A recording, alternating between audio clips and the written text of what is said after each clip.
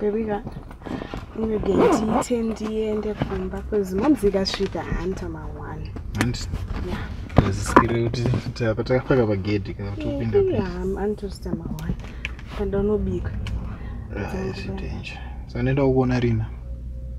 I think sukira mangwana mangwana baby mangwana Thursday no ngatiteje kuti tuonane musi Friday. Alright. Friday po unongoya pa dinner afternoon upo ngopedza chikoro upo pa dinner ko baby atimboitoka zviri romantic ndo womboenda nefoni yangu ndimboenda neyako zviri romantic pakaizvo zvinongoitwa nemacouples zvingori romantic ndosvika nefoni yabhei wangu une yanguwo chichichichi mafoni edu ndebasa kaita chimboita zvezvebusiness tikaswera ichita zvekuchinja namafoni ja business ane chingokudza kuti amafona ndiva business iyo shamani unongoninga wachifona wada kudaiwa unonga wada kunzwa munhu wawo pafoni zve one day chete one day isi toshanda 24 isi atende kumaformal jobs kamadhiri so it's not but kutadza ngonisacrifice rawo day zvaro iyo zvabva nepiko iwe ngoiti munhu chichi kunetsa asi haisi kushanda zvakanaka techno kushanda zvaro saka what's the problem ndoda kumwendo nefoni yako munhu ngaangoshandise foni yake shamari zvekuda kushandisa foni yevamwe zvinezvi zvekupindirana papo yangu haina magemi but anti kana chenhu chako chacha hamuna chirimo but ndikuti ati foni yanga haina chirimo pane chirimo chausingaziye ndinochida kungorarawo nayo aiwa urare nefoni yangu shamari urare nefoni yako yako yarwadzei ruimbozoti ruimbo chaiye mukomana wake akamba one week foni yake antoitawo kutoitawo no problem yako iyoyo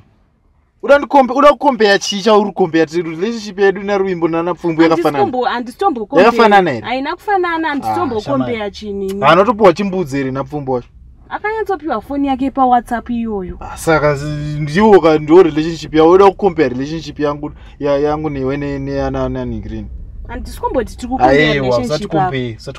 konamboti tirikukombeya relationship yerapo saka wati kungochinjana foni chete ini ndiri kuti handisikuda uraiti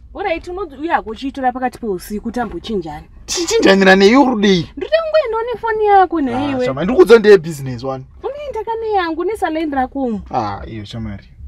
vaini kuita seiko mukomana wayo anoramba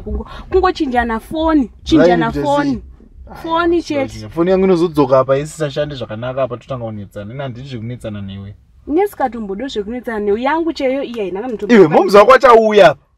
vachadzoka apa uchiri panapa nyaya ikanetsa dzakazvoti ndiwe mukwasha ndiwe mukwasha kuita sekwenina kudzoa ndoda kunhingirina ndiani munhu anoda kuchinja mbobuda muno mushamwari kuti hauzoda kundirorera handambotari saka uri kuti chii but it's not yet time kuti tiite izvozvo bebi ndatofunga mama ndavatochishika titoita maintroduction sha zvekuchinjana mafoni zvika izvi tinozviita oright baby inzwa Friday ndokupa foni yao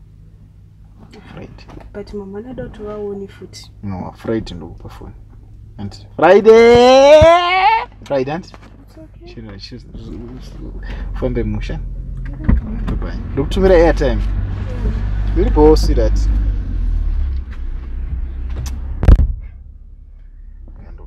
penga manje